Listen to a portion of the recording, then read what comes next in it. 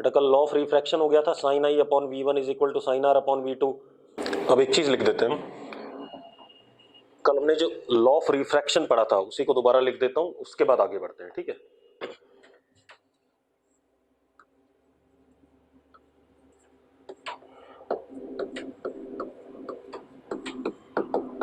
Law of refraction क्या कहता है, अगर लाइट एक मीडियम से दूसरे मीडियम में जा रही है, ठीक है, इतनी बात, तो वो कुछ ऐसे पाथ को फॉलो करेगी जिसमें, जरा देखो पहले, suppose this is plane interface, यहां मीडियम वन, यहां मीडियम टू, यहां पर refractive index n1 speed v1, यहां पे n2 स्पीड v2।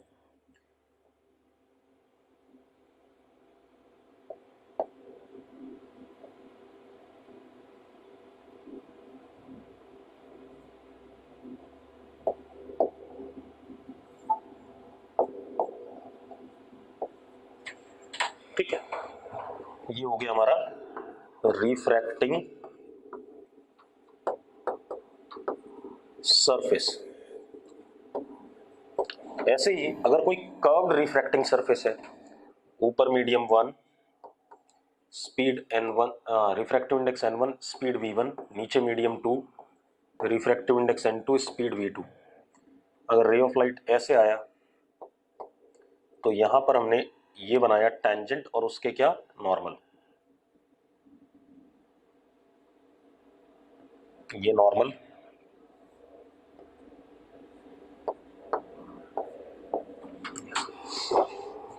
तो लॉ ऑफ रिफ्रैक्शन क्या कहता है, sine I upon V one, ये कल हमने प्रूव कर लिया था, sine R upon V two, या N one sine I is equal to N two sine R. इस पाथ पे लाइट की रे एक मीडियम से दूसरे मीडियम में चलेगी। ऐसा करा था कि नहीं करा था, हाँ या ना, ठीक है। दूसरा पॉइंट ये था, incident ray, normal and refracted ray are in same plane. दूसरा पॉइंट ये था, ठीक है। तीसरा पॉइंट क्या था कि जो इंटरफेस है, रिफ्रैक्टिंग सरफेस, वो किसी भी शेप का हो सकता है, प्लेन हो सकता है या कर्व्ड हो सकता है, ठीक है। तीसरा पॉइंट क्या है, रिफ्रैक्टिंग सरफेस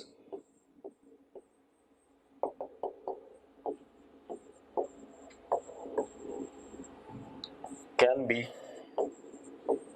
प्लेन और कर्व्ड, कुछ भी हो कोई फर्क नहीं पड़ेगा, लॉ ऑफ रिफ्रैक्शन वैलिड होगा।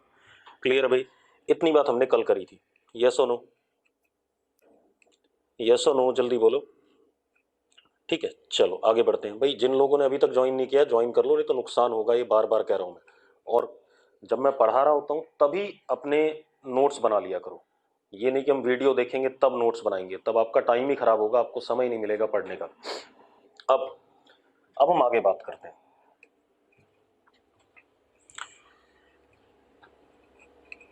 लिखो जरा, for plane parallel interfaces, for plane parallel interfaces,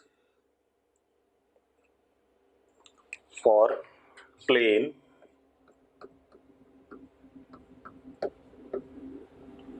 parallel interfaces,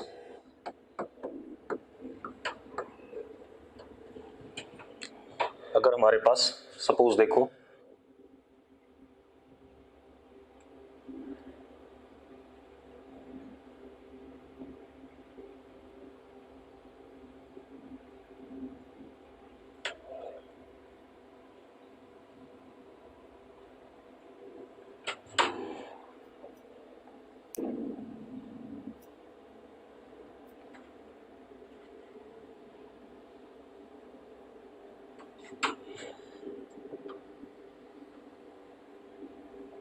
ऐसे से बहुत सारे प्लेन पैरेलल इंटरफेसेस, पैरेलल हैं, डायग्राम में नहीं दिख रहे होंगे लेकिन है, ठीक है।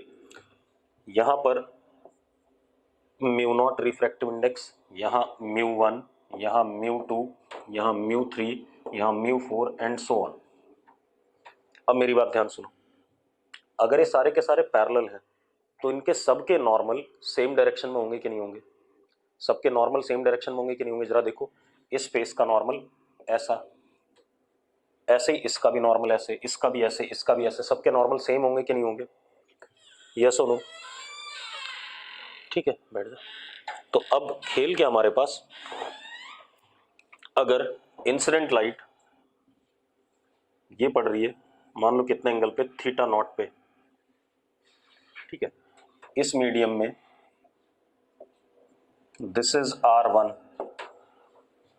तो अब अगर यहां नॉर्मल बनाऊंगा तो ये भी R1 हो जाएगा कि नहीं हो जाएगा? हो जाएगा या नहीं? अरे यस और नो?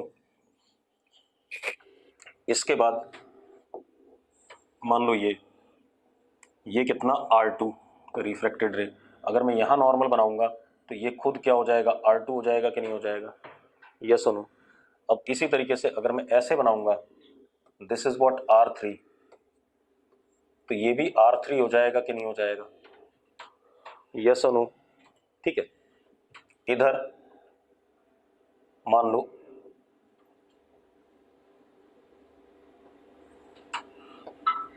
ये R4, ये नॉर्मल, तो ये भी क्या हो जाएगा, R4 हो जाएगा कि नहीं हो जाएगा? ऐसा चलेगा कि नहीं चलेगा, जल्दी बताओ मुझे। अरे यस और नो? ठीक है, अब मजेदार बात देखो, अगर मैं फर्स्ट सरफेस पे स्नेल्स लॉ लगाता हूं, स्नेल्स लॉ क्या कहता है, mu not sine theta not is equal to mu one sine R1, ऐसा लिखूंगा कि नहीं लिखूंगा, जल्दी बताओ मुझे। यस और नो? ठीक है, या थोड़ा सा ऐसे कर लेते हैं,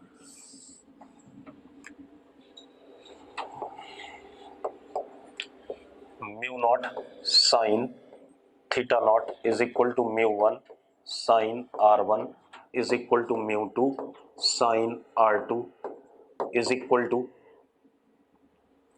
mu three sine R3 is equal to mu four sine R4। Yes और नो? जल्दी बताओ, ऐसा होगा या नहीं होगा? तो हम ये कह सकते हैं यहां पर कि अगर प्लेन पैरेलल इंटरफेसेस हैं, प्लेन है और पैरेलल है, दोनों चीजें होनी चाहिए, प्लेन और पैरेलल इंटरफेसेस हैं। एक मिनट बेटा, एक कॉल आ रहा है। हेलो, हाँ जी, कौन बोल रहा है? हाँ जी मैम। मैम 1:30 बजे कॉल करो मुझे, मैं जरा भी बिजी था, ठीक है, 1:30 बजे के आसपास।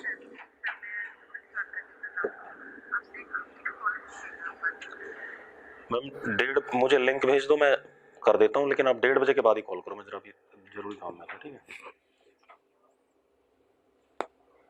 अब सुनो भाई, अब क्या कहानी है हमारे पास, क्या है, अगर प्लेन पैरेलल इंटरफेसेस हैं तो हमें एक चीज दिख रही है, mu not sine theta not is what, constant. हाँ या ना? यस और no? Mu not sine theta not is constant, पक्का दिख रहा है कि नहीं दिख रहा है? या किसी भी समय पे कहीं पर भी अगर रिफ्रैक्टिव इंडेक्स म्यू है, कहीं पर भी इसमें बीच में कहीं पर भी म्यू है और एंगल ऑफ इंसिडेंस थीटा है, तो म्यू साइन थीटा कांस्टेंट कहा जाएगा कि नहीं कहा जाएगा? यस और no? Mu sine theta constant कहेंगे कि नहीं कहेंगे? क्लियर है? तो प्लेन पैरेलल इंटरफेसेस में म्यू साइन थीटा, कहीं पर भी जिस जगह पे रिफ्रैक्टिव इंडेक्स म्यू है उस जगह पे एंगल ऑफ इंसिडेंस थीटा है, तो म्यू साइन थीटा की value throughout plane parallel interfaces क्या रहेगी, म्यू साइन थीटा के ही बराबर रहेगी। क्लियर है? क्लियर है तो यस लिख दो भाई। अब एक और चीज है बेटा, अगर इनमें से mu one mu two mu three mu four में से कोई भी म्यू नॉट के बराबर हो जाता है, मान लो म्यू थ्री म्यू नॉट के बराबर हो गया, देखो एक मिनट, अगर म्यू थ्री म्यू नॉट के बराबर हो गया तो एक बात बताओ, जो R3 होगा वो किसके बराबर हो जाएगा, थीटा नॉट के बराबर हो जाएगा कि नहीं हो जाएगा? हाँ या ना? R3 थीटा नॉट के बराबर हो जाएगा कि नहीं हो जाएगा? तो इसका मतलब अगला देखते हैं, अगर हमारे पास प्लेन पैरेलल इंटरफेसेस हैं, इधर म्यू नॉट है और इधर भी म्यू नॉट है, ठीक है,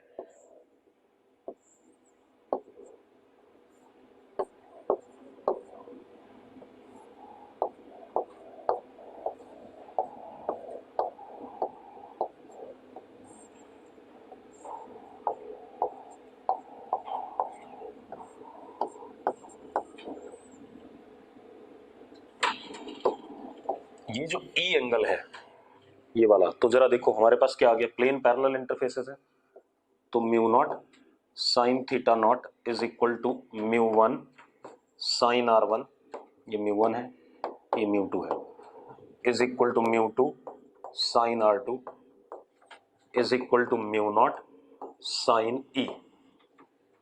अब ई किसके बराबर होगा, E comes out to be equal to what, theta not.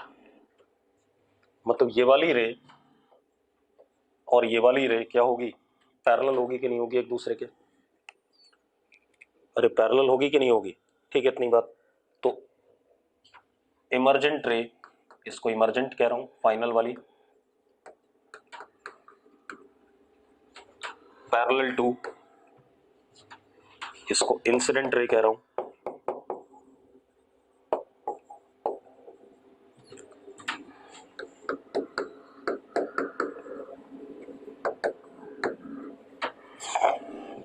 अगर प्लेन पैरेलल सरफेसेस इंटरफेसेस में फाइनल मीडियम और इनिशियल मीडियम सेम है तो हमारे पास क्या कहते हैं, क्या आ जाएगा, इंसिडेंट और इमर्जेंट रे क्या होंगी, पैरेलल होंगी। अब जरा देखो भाई,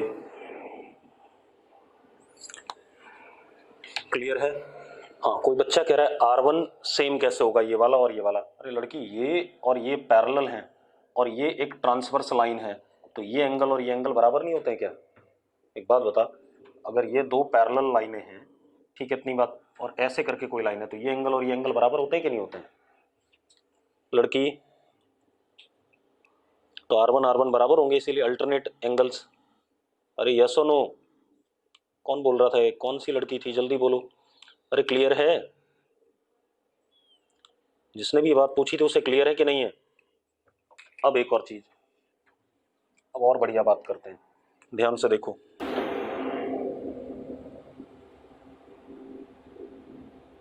ये है हमारे पास, ठीक है, इसके बाद इसके पैरेलल ये रहा, दोबारा से देख लो,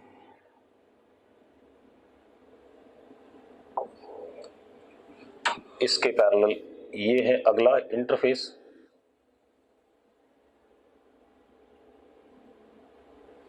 ठीक है, कितने ही बना लेते हैं, बहुत हो गया। अब आप देखो यहां पर मान लो सपोज म्यू नॉट, ये म्यू वन, ये म्यू टू, ये म्यू थ्री, ऐसा कर रहा हूं मैं। तो अब अगर इस पे ये नॉर्मल बनाया मैंने, ठीक है इतनी बात, और ये इंसिडेंट आ गई,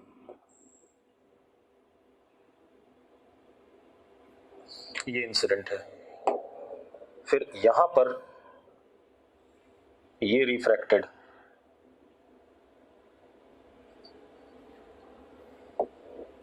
आपने अगला नॉर्मल बनाया यहां पे, अगेन ये रिफ्रैक्टेड, अगला नॉर्मल बनाया आपने यहां पर,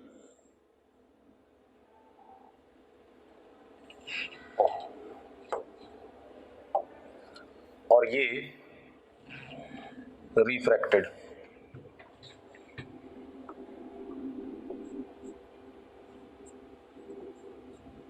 दोबारा से देख लो भाई जिसको दिक्कत आ रही है। अगर ये एंगल मैं थीटा नॉट कहता हूं, ये R1,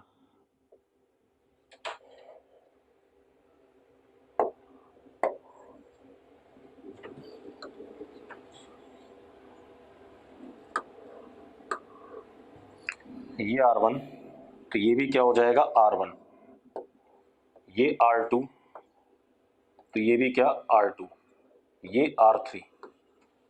तो अकॉर्डिंग टू स्नेल्स लॉ सीधी सी बात है, mu not sine theta not is equal to mu one R1 is equal to mu two R2 is equal to mu three R3। तो मैं यही बात तो कह रहा था कि भैया म्यू साइन थीटा क्या रहेगा, कांस्टेंट रहेगा, अरे यस और नो, ठीक है।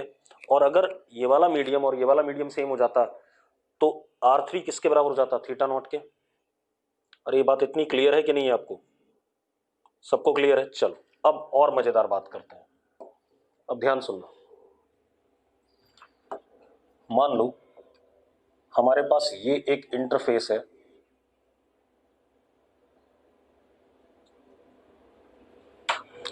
ये एक इंटरफेस है, ठीक है, कौन सा प्लेन है, ऐसे बाहर की तरफ कौन सा प्लेन है, वाई जेड प्लेन। कैसा प्लेन है, वाई जेड प्लेन। ठीक है, इतनी बात। अब मेरी बात ध्यान सुनना भाई, ये इंपॉर्टेंट सा कंसेप्ट है, ठीक है। वाई जेड प्लेन है, इसके इधर मीडियम का रिफ्रैक्टिव इंडेक्स म्यू नॉट है, ठीक है, इतनी बात। इस साइड और इस साइड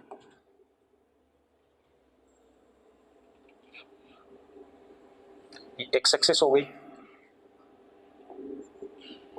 वाई जेड प्लेन के परपेंडिकुलर क्या होता है, एक्स एक्सिस। हाँ या ना, जल्दी बताओ, वाई जेड प्लेन के परपेंडिकुलर क्या होता है, एक्स एक्सिस होता है या नहीं होता है? अरे यस और नो। अब एक बात बताओ, वाई जेड प्लेन के परपेंडिकुलर एक्स एक्सिस होता है, ध्यान सुनना, ठीक, मतलब नॉर्मल एक्स एक्सिस के अलॉन्ग होगा, ठीक। अब इस प्लेन के इस साइड जो रिफ्रैक्टिव इंडेक्स है mu, it is mu naught plus 2x, ऐसा कर दिया मैंने, म्यू नॉट प्लस 2x। मतलब जैसे से x बढ़ेगा रिफ्रैक्टिव इंडेक्स बढ़ेगा, मैं ये कह रहा हूं। क्लियर है भाई, म्यू नॉट प्लस 2x, ठीक है। अरे क्लियर है। अब मेरी बात सुनो, मान लेते हैं इस जगह पे इंसिडेंट लाइट ऐसे पड़ती है,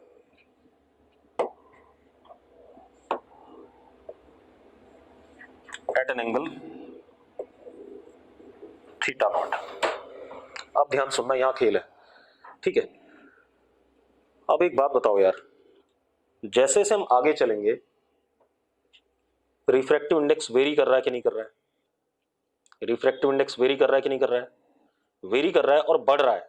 क्या कर रहा है? बढ़ रहा है। तो मैंने क्या करा, यहां पर बहुत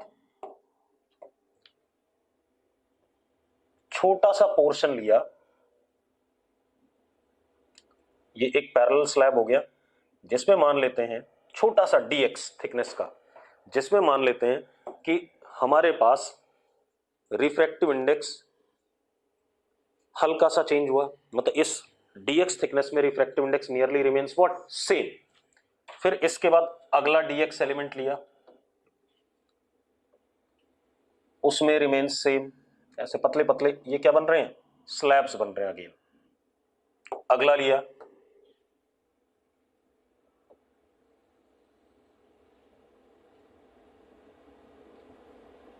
मतलब मैंने खूब सारे क्या ले लिए, पैरेलल स्लैब्स ले लिए। अब मेरी बात ध्यान सुनना, अगर हम यहां पर देखें तो ये हमारा नॉर्मल है। अब एक बात तो, आगे जब जाओगे तो म्यू बढ़ रहा है या घट रहा है? आगे जाने पे म्यू बढ़ रहा है या घट रहा है? जल्दी बोलो बेटा। इंक्रीज कर रहा है। तो light will bend towards normal, light will bend towards normal, yes और no? Light will bend towards normal. अब जरा देखो कैसे बेंड करेगी, ये हल्का सा बेंड करेगा टूवर्ड्स नॉर्मल। फिर यहां पर हम क्या बनाएंगे,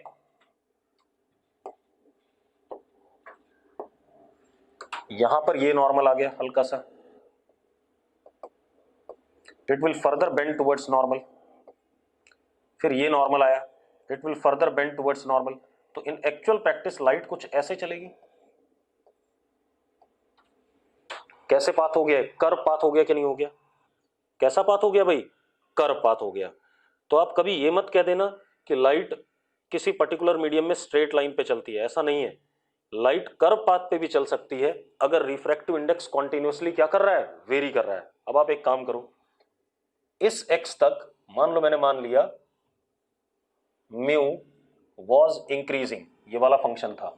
इसके आगे म्यू मैंने ऐसा कर दिया, यहां पर म्यू 1 आया, म्यू 1 माइनस 2x, अब घटने लगा। अब क्या करने लगा, घटने लगा। तो अब जरा मैं नॉर्मल बनाऊंगा तो light will move away from normal, ऐसा होगा कि नहीं होगा? अरे यस और no, light will move away from normal, क्योंकि मैं यहां पर क्या लूंगा, पतले पतले पैरेलल स्लैब्स। ठीक है भाई, क्लियर है? कोई दिक्कत है इसमें?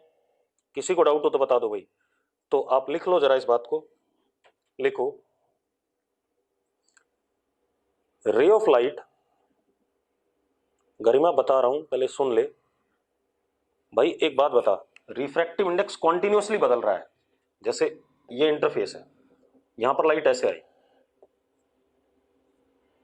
थीटा नॉट, अब हल्का सा बदल गया, ऐसे हल्का सा बेंड हो गया टुवर्ड्स नॉर्मल, फिर ये अगला स्लैब हल्का सा फिर से नॉर्मल की तरफ, तो ऐसे करके जाएगा नहीं, ग्रेजुअल बेंडिंग होगी। ये थोड़ी कि एक आगे चल के मीडियम सेम है तो एक ही बेंड रहेगा, ऐसा नहीं है, क्योंकि हर मोमेंट पे स्पीड क्या कर रही है, बदल रही है।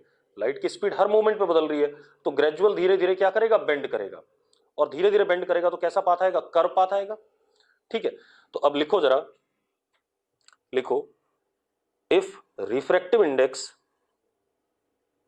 if refractive index of medium is varying continuously, if refractive index of medium is varying continuously, if refractive index of medium is varying continuously, then ray of light follows curve path in such medium, then ray of light follows curve path in such medium। कैसा path follow करेगा बेटा, curve path इन सच medium. एक काम और कर लेते हैं, मेरी बात ध्यान सुनना।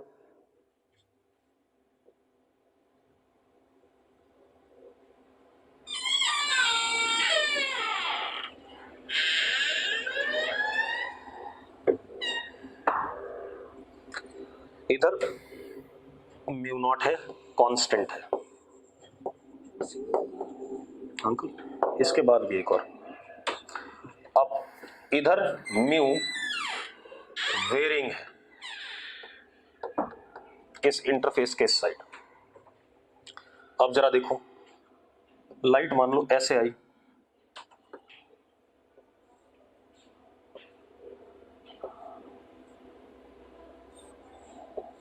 ये हमारा normal at an angle theta nought. अब लाइट ऐसे करके धीरे धीरे क्या कर रही है, बेंड कर रही है, क्योंकि वेरिंग है, ऐसे बेंड कर रही है। अब ऐसा क्यों हो रहा है, ग्रेजुअल क्यों बेंड हो रहा है, क्योंकि बहुत सारे क्या पैरेलल स्लैब्स हैं, इनफाइनाइट मेनी पैरेलल स्लैब्स हैं। पिछले में मैंने जब आपको म्यू साइन थीटा कांस्टेंट बताया था, तो पैरेलल स्लैब मैंने फाइनाइट थिकनेस के बताए थे। यहां तो जो पैरेलल स्लैब होंगे बहुत छोटे छोटे होंगे और हल्का हल्का बेंड होता जाएगा, हल्का हल्का बेंड होता जाएगा। अब जरा देखो, अगर मैं इस जगह पे एक इंटरफेस लेता हूं,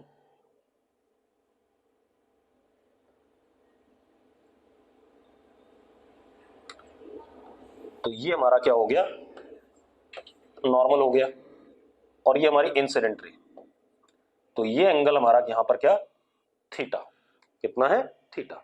इस जगह पे रिफ्रैक्टिव इंडेक्स मान लो म्यू है, तो मैंने आपको पढ़ाया हुआ है कि mu sine theta parallel slab में क्या होता है, कांस्टेंट होता है। तो ये जो म्यू साइन थीटा होगा वो किसके बराबर होगा, mu naught sine theta not के। अगर पैरेलल स्लैब्स हैं तो हर मोमेंट पे म्यू साइन थीटा की वैल्यू क्या होनी चाहिए, कांस्टेंट होनी चाहिए। तो अगर मैं इस इंस्टेंट पे, यहां पर म्यू है एक्स, बताइए वाला एक्स पता है मुझे, म्यू की वैल्यू आ जाएगी। इस इंस्टेंट पे थीटा एंगल बन रहा है इंसिडेंट का, तो mu sine theta will remain what, constant, and it would be equal to what, initial mu not sine theta nought. अरे क्लियर है, अगर क्लियर है तो यस लिखो। अब ये बात क्लियर हो गई। अब हमारे पास क्या कहानी है, हमने रिफ्रैक्शन के लॉ पढ़ लिए, ठीक है। अब हमें रिफ्रैक्शन, जैसे हमने जब रिफ्लेक्शन पढ़ा था तो हमने पहले पढ़ा था रिफ्लेक्शन बाय प्लेन मिरर, फिर पढ़ा था reflection by spherical mirror. Same यहां भी करेंगे हम, रिफ्रैक्शन पहले हम प्लेन सरफेस से पढ़ेंगे और उसके बाद हम किससे पढ़ेंगे, कर्व्ड सरफेस से। क्लियर है, तो लिखो जरा, refraction, refraction at plane surface, refraction at plane surface, ठीक है भाई, रिफ्रैक्शन एट प्लेन सरफेस। हमें लॉ तो पता ही है, अब हम उसके एप्लीकेशन ही लेंगे, ठीक है। अब सबसे पहले लिखो जरा, we will only consider cases where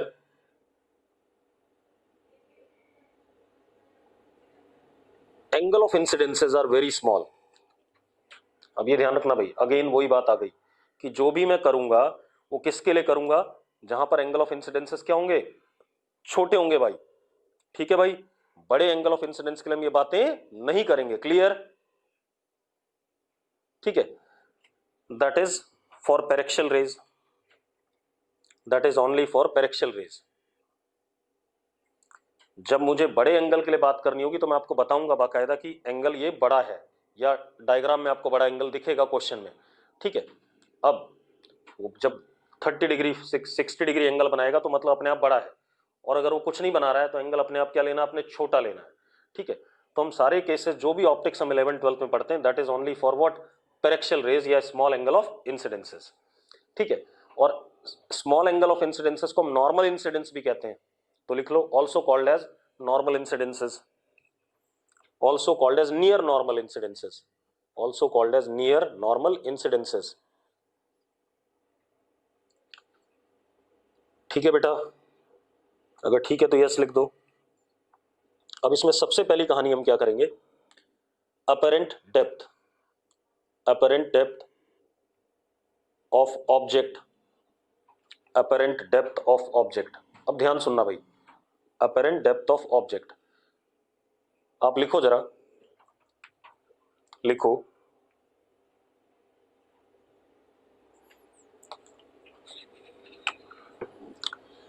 लिखो when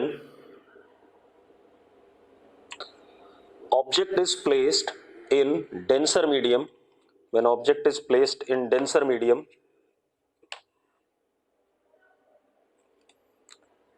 and it is observed from rarer medium, and it is observed from rarer medium। जैसे आप बाल्टी में पानी भर दो तो आपको बाल्टी का बेस ऊपर उठा हुआ दिखता है, यस और नो? जब आप ऊपर से देखते हो तो बाल्टी का बेस ऊपर उठा हुआ दिखता है कि नहीं दिखता है? तो बाल्टी का बेस किस में, डेंसर मीडियम में, पानी में है, और आप देख कहां से रहे हो, एयर से देख रहे हो। ठीक है, तो मैंने क्या कहा, when object is in denser medium and observed from rare medium. ठीक है, उस केस में आपको अपरेंट डेप्थ वाली कहानी दिखाई पड़ेगी। अब देख लेते हैं एक बार।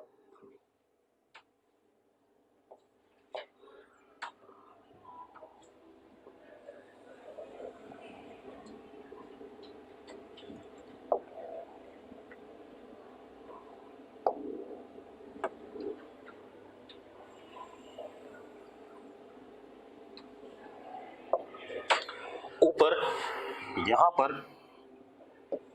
μ1, ठीक है, रेयर मीडियम, और नीचे μ2, ये कैसा, डेंसर। ठीक है भाई, अब ऑब्जेक्ट हमारा यहां है, एक्चुअल ऑब्जेक्ट यहां पर है।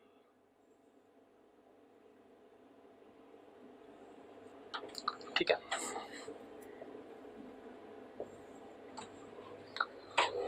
इसको हम ऊपर से देख रहे हैं, मतलब ऑब्जर्वर की आई ऊपर है।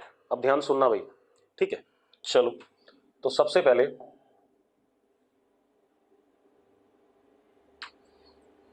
हम ये देखें कितना नीचे है।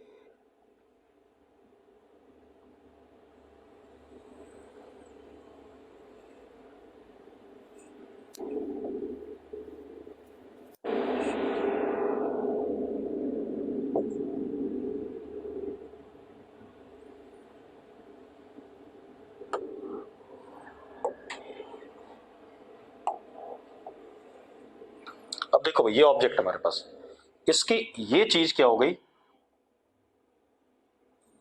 डी रियल, ये रियल डेप्थ हो गई कि नहीं होगी?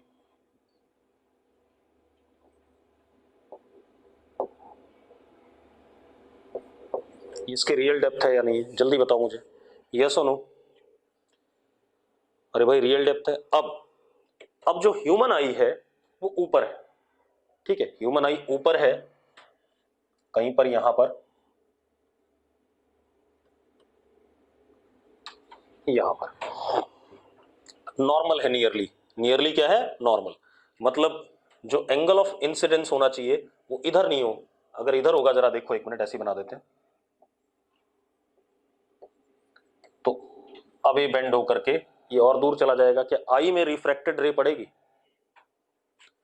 आई में रिफ्रैक्टेड रे पड़ेगी क्या? आई तो छोटी है, पड़ेगी? नहीं पड़ेगी भाई, ठीक है, इतनी बात क्लियर है। तो इस केस को तो हमें लेना ही नहीं है जिसमें एंगल ऑफ इंसिडेंसेस क्या हो, बड़े, ठीक है, इतनी बात। एंगल ऑफ इंसिडेंसेस क्या है, छोटे, मैंने बार बार बोल रखा है, ठीक। अब हमें क्या करना है, हमें इस ऑब्जेक्ट की इमेज बनानी है। देखने वाला कौन है? बाहर है। अरे क्लियर है भाई, देखने वाला कौन है? बाहर है। अरे ठीक है, अब मुझे दो इंसिडेंट रेज चाहिए। कैसे चाहिए? दो इंसिडेंट रेज, और उनकी दो रिफ्रैक्टेड रेज हो जाएंगी। जहां पर रिफ्रैक्टेड रेज इंटरसेक्ट करेंगी वहां पर क्या बनेगा? इमेज बनेगा। यस और नो? अरे भाई क्लियर है, मतलब मुझे दो इंसिडेंट रेज चाहिए, और जहां पर जब दोनों इंसिडेंट रेज रिफ्रैक्ट करेंगी, जहां पर दोनों रिफ्रैक्टेड रेज इंटरसेक्ट करेंगी वहां पर इमेज बनेगी। पक्की बात है? ठीक है।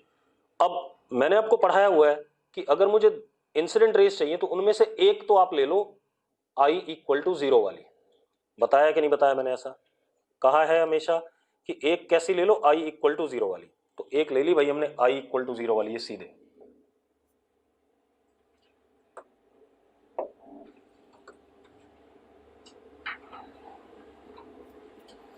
तो अब रिफ्रैक्टेड रे कैसे जाएगी इसकी? यही चली जाएगी R इक्वल टू 0। अगर I 0 है तो R भी क्या होगा? 0 होगा। यस और नो? यस और नो? ठीक है भाई। अब दूसरी इंसिडेंट रे आप किसी भी एंगल पे ले लो, लेकिन एंगल क्या होना चाहिए? छोटा। एंगल ऑफ इंसिडेंस क्या होना चाहिए? छोटा। ये बोला हुआ है मैंने आपको कराते हुए, स्टार्ट करते हुए थियरी को। अरे क्लियर है? दूसरी इंसिडेंट रे आप कोई भी ले लो, लेकिन एंगल क्या होना चाहिए? छोटा। ठीक है, तो अगर मैं बड़ा बनाऊं भी तो भी आपने कैलकुलेशन करते हो उसको छोटा ही लेना है। चलो अब देख लेते हैं भाई, ये ले लिया हमने, दूसरी इंसिडेंट रे मैंने ये ले ली, ठीक है, ये दूसरी इंसिडेंट रे हो गई।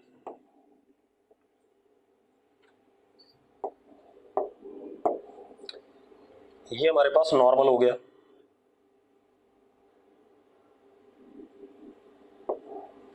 हो गया नॉर्मल। अब ये हो गया एंगल ऑफ इंसिडेंस। ये एंगल छोटा है बेटा, भले ही आपको बड़ा दिख रहा हो लेकिन एंगल छोटा है, ये आपने मान के करना है, ठीक है। अब एक बात बताओ यार, सबसे पहले ये हमारा रिफ्रैक्टिंग सरफेस है। पहले तो कुछ चीजें डिसाइड कर लें।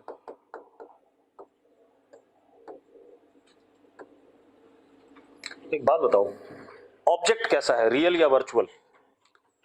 ऑब्जेक्ट कैसा है, रियल या वर्चुअल? रजनीश शर्मा रियल लिख रहा है, महक रियल लिख रही है। रियल है बेटा, क्योंकि जो रिफ्रैक्टिंग सरफेस है उस पे इंसिडेंट रेज कैसे आई? डाइवर्जिंग आई। तो object is what type? Real. ये चीजें भी पता होनी चाहिए कि हम कर क्या रहे हैं, ठीक है। अब हमारा रिफ्रैक्टेड रे सेकंड वाला, तो क्योंकि ऊपर रेयर मीडियम है तो it will bend away from normal, तो it will bend away from normal. Suppose ऐसे ये हमारा एंगल R हो गया, हो गया कि नहीं हो गया? यस और नो? अरे भाई ठीक है। अब एक बात बताओ, ये दोनों डाइवर्जिंग रिफ्रैक्टेड रेज हैं। क्या है? Diverging refracted rays. और मेरी आंखों में डाइवर्जिंग अगर पड़ेंगी दोनों रिफ्रैक्टेड रेज तो मैं इसकी इमेज देख पाऊंगा कि नहीं देख पाऊंगा? अरे यस और नो? ठीक है, सारी चीजें पता रखो भाई। अब मजेदार बात देखो, लेकिन जो रिफ्रैक्टिंग सरफेस है उससे रिफ्रैक्टेड रेज क्या निकल रही है? डाइवर्जिंग। तो जो इमेज बनेगी क्या बनेगी? वर्चुअल बनेगी। और कहां बनेगी? जरा देखो, जहां दोनों इंटरसेक्ट करेंगे।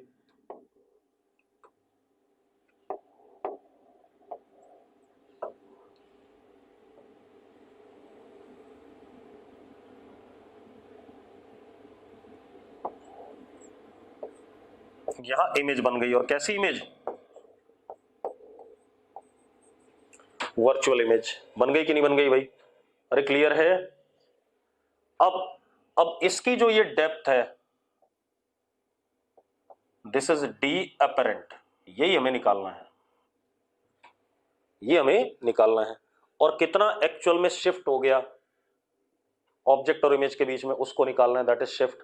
क्लियर है भाई, सबको कहानी क्लियर है? चलो अब आप एक चीज देखो, मेरी बात ध्यान से देखना। आप एक बात बताओ, ये एंगल आर होगा या नहीं होगा, और ये एंगल आई होगा या नहीं होगा?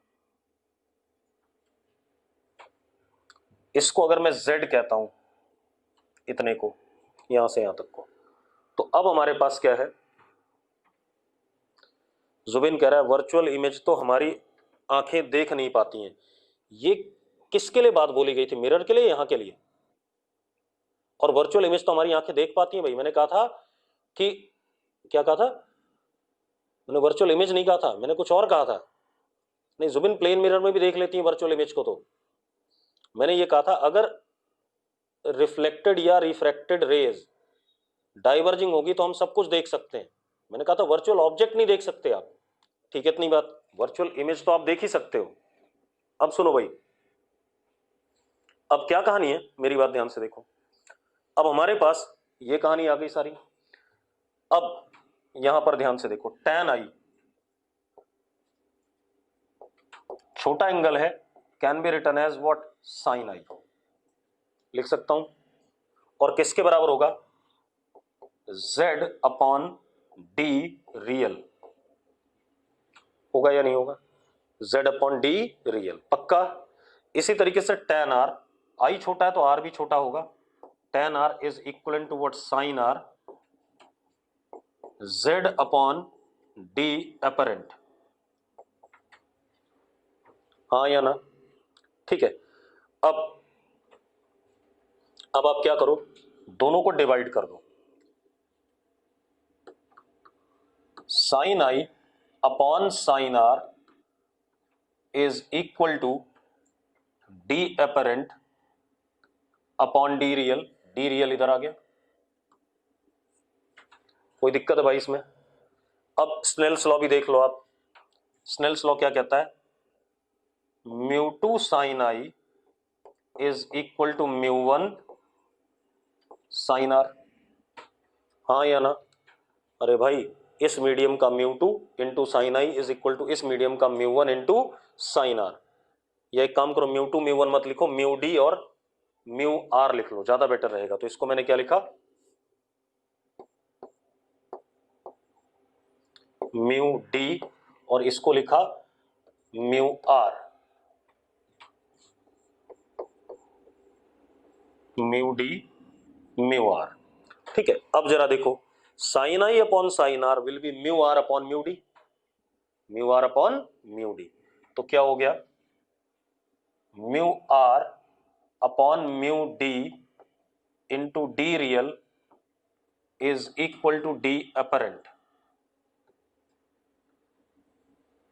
ये रिजल्ट आ गया कि नहीं आ गया अपने पास? आ गया भाई? अरे आ गया या नहीं आ गया, जल्दी बताओ मुझे। ठीक है, एक चीज और बेटा, डी अपरेंट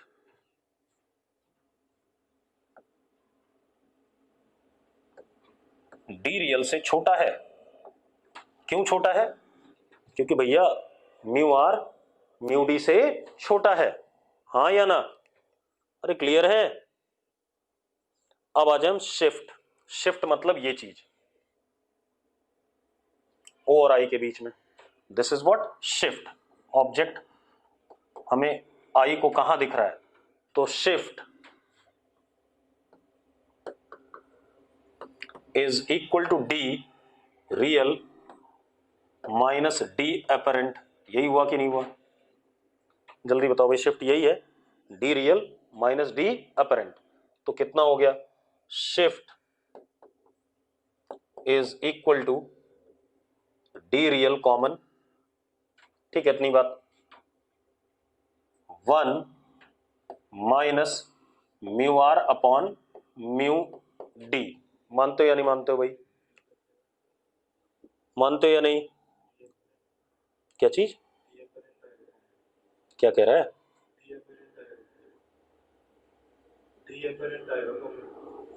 तो गधा आदमी है क्या? डी अपरेंट की वैल्यू ये वाली डालेगा तो क्या कॉमन आएगा? क्या कॉमन आएगा जरा बता। ठीक है, ठीक है भाई।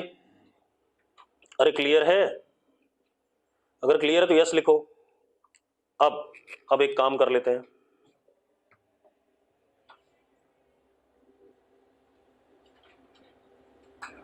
अब आप एक चीज देखो, अगर हमारे पास if mu R is equal to 1 that is air, अगर म्यू आर 1 के बराबर हो जाता है मतलब ऊपर एयर है, ज्यादातर ह्यूमन आई एयर में ही होगी, ठीक है, ज्यादातर सवाल एयर वाले ही मिलेंगे। अब and mu D is equal to mu, तो D apparent is equal to D real upon mu. आएगा कि नहीं आएगा जल्दी बताओ मुझे, अरे यस और नो, आएगा भाई। दूसरी चीज हमारे पास क्या आएगी,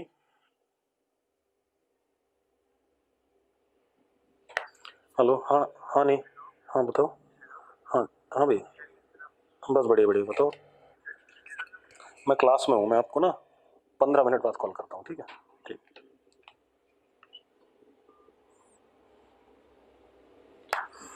अब जरा देखो, D apparent is equal to D real upon mu. दूसरा, shift is equal to D real 1 minus 1 upon mu. ये कहानी आ गई कि नहीं आ गई, यस और नो? अब एक काम और करते हैं बेटा,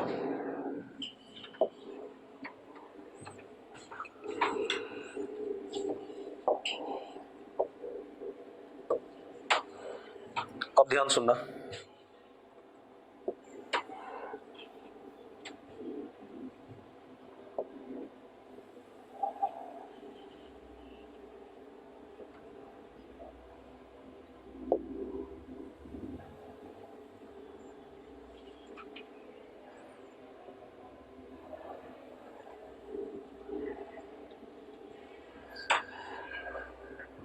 ठीक है भाई, अब ध्यान सुनो,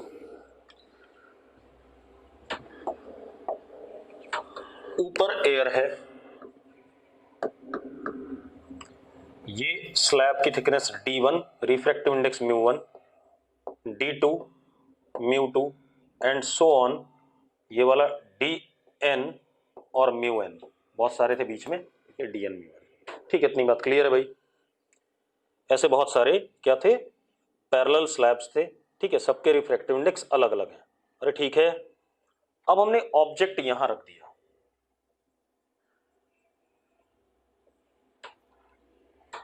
ऑब्जेक्ट यहां रख दिया, तो मुझसे अब क्या पूछा जा रहा है, अपरेंट डेप्थ, ठीक है, वहां तो सिंगल स्लैब था, अब यहां मल्टीपल क्या हो गए, स्लैब्स हो गए।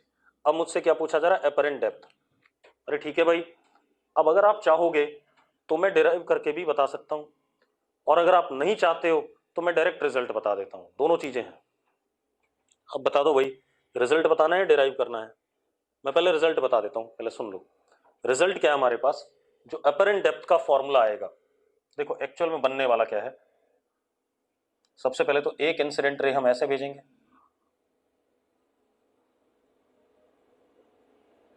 जो सीधे जाएगी, हेलो हेलो, हाँ जी भैया बताइए, हाँ भेज दो भेज दो।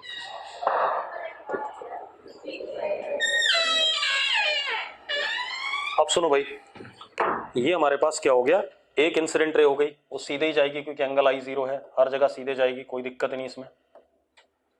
दूसरी इंसिडेंट रे हमने ऐसे भेजी, फिर यहां रिफ्रैक्शन, फिर यहां रिफ्रैक्शन, फिर यहां रिफ्रैक्शन, कुछ इस टाइप से। अब ये दोनों फाइनल है, तो जहां पर ये दोनों मिलेंगी वहां पर कहीं पर क्या बन जाएगा, इमेज बन जाएगा। अरे क्लियर है यार? अरे भाई ठीक है कि नहीं है, जल्दी बोलो।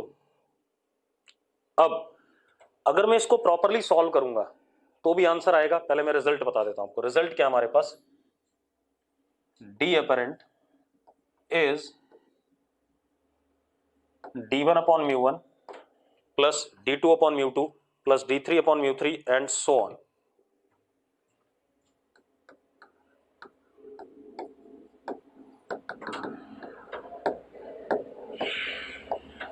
ऐसा कुछ आएगा, यानी कि मैं ऐसे भी लिख सकता हूं, डी अपरेंट इज समीशन, हाँ प्रोवाइडेड, ऊपर एयर होना चाहिए, ये ध्यान रखना, ऊपर क्या होना चाहिए, एयर, तब के लिए बना रहा हूं formula, summation D I upon mu I, I equal to 1 to n। कोई दिक्कत है भाई? मैंने डायरेक्ट बताया, मैंने आपको डेराइव नहीं कराया, अगर आप चाहोगे तो मैं डेराइव कर दूंगा। चाहते हो भाई डेराइव करना? क्यों चाहता है? मतलब पिछले साल भी करा, कितनी बार करवाएगा, उससे पिछले साल भी करा। चाहते हो डेराइव करना? नहीं, चलो अच्छी बात है, नहीं चाहते, क्यों फालतू समय खराब करें। अब shift, shift is D real, D real कितना है जरा देखो, D real is d1 plus d2 plus dash dash dn, यही है या नहीं? हाँ या ना? तो शिफ्ट होगा D real minus D apparent.